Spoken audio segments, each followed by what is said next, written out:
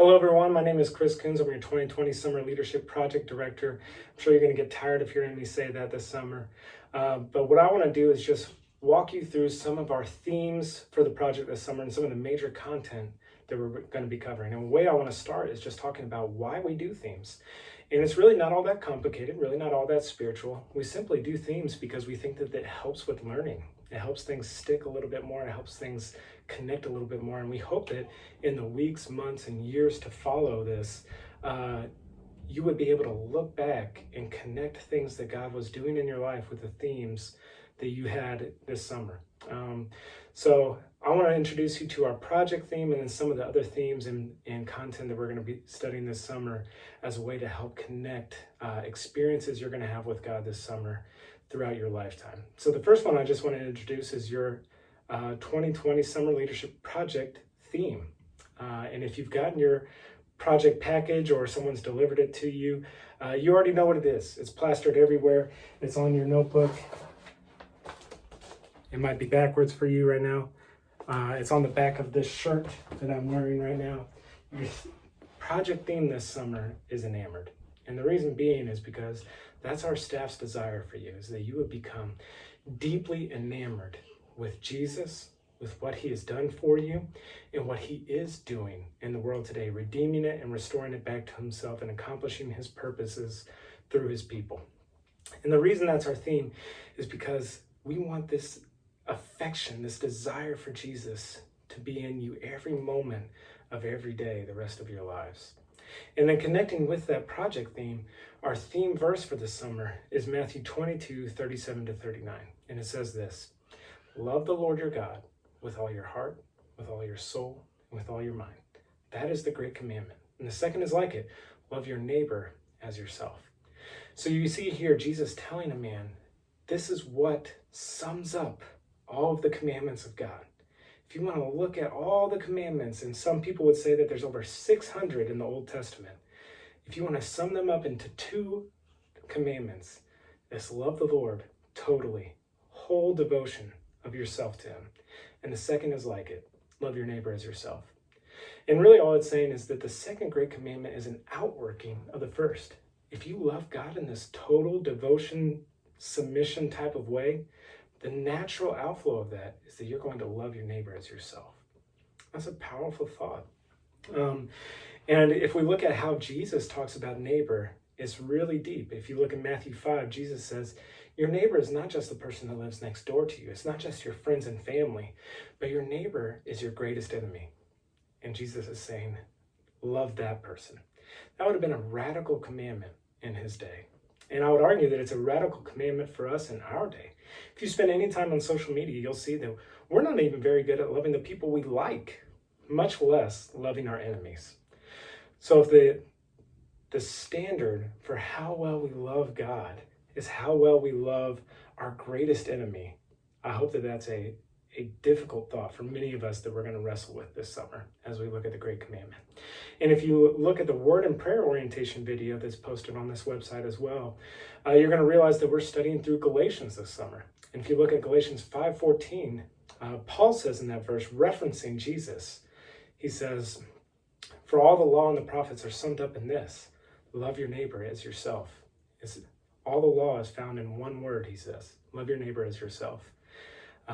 So rather than becoming really complex in how we look at how to follow the law, it's simple. It's just love your neighbor as yourself and love God in a total way.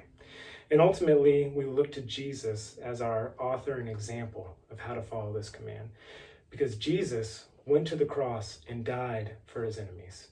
Romans 5:8 says that while we were still sinners, Christ died. He didn't wait to become friends with us. He didn't wait for us to like him or to be enamored with him. He went and died while we were still his enemies. He's our example, and he's the power that we get to follow these commands. The second thing I want to point out is that we are going to have weekly themes that are going to be introduced every Sunday night during our TKO. And TKO just stands for Themed Kickoff. So these are the themes for the weeks. And again, sticking with the Galatians theme, if you look at Galatians 5:22, Paul points out what he calls the fruit of the Spirit. And the fruit of the Spirit is love, joy, peace, patience, kindness, goodness, faithfulness, gentleness, and self-control. So each week, we're going to have a teacher walk you through one of those fruit of the Spirit and teach you a little bit more about how that Spirit plays out in our lives and how we can begin to enjoy that fruit more and more in our lives as the Spirit works and lives and breathes through us. The next thing I want to point out is our project book. So our project book, and again, this might be backwards for you, is Even Better Than Eden by Nancy Guthrie.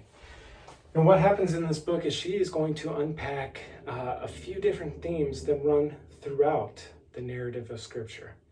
So again, as she shows us more about how these themes are seen, we're going to understand more and more the story God has been telling since Genesis and goes all the way through Revelation and even impacts our world today.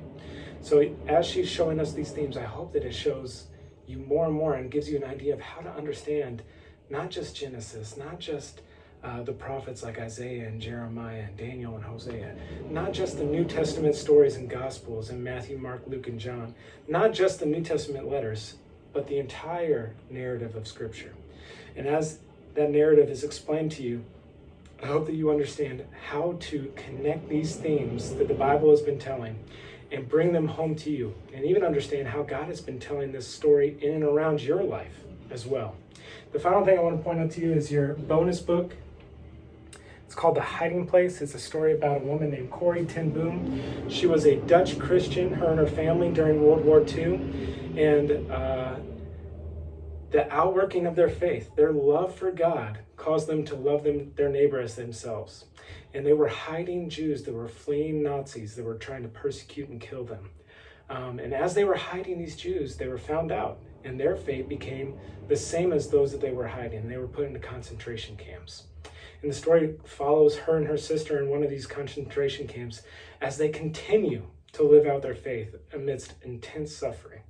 We're not experiencing anything like that now, but I think many of us would say that this era of COVID-19 has probably been one of the most difficult seasons we've ever had. And even as we are living out our faith in the midst of difficulty and suffering today, I hope that it's an encouragement and an inspiration for us to live out our faith the same way that Corrie ten Boom and her family did during World War II. It goes to the point where there was one barracks in one of the concentration camps that her and her sister were in that was infested with fleas. And the officers often didn't check that barrack because they didn't want to get infested with fleas themselves.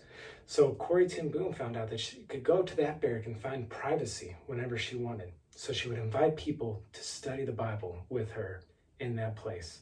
And it got to the point where she would pray at night thanking God for the fleas because she saw it as God's provision for her to share the good news about Jesus with prisoners around her that were in a state of intense hopelessness. She could give them the hope of the gospel.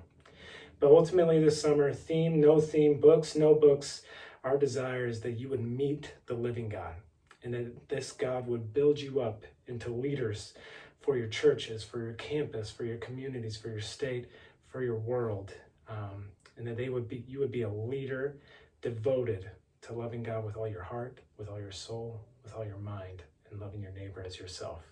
I can't wait to get started.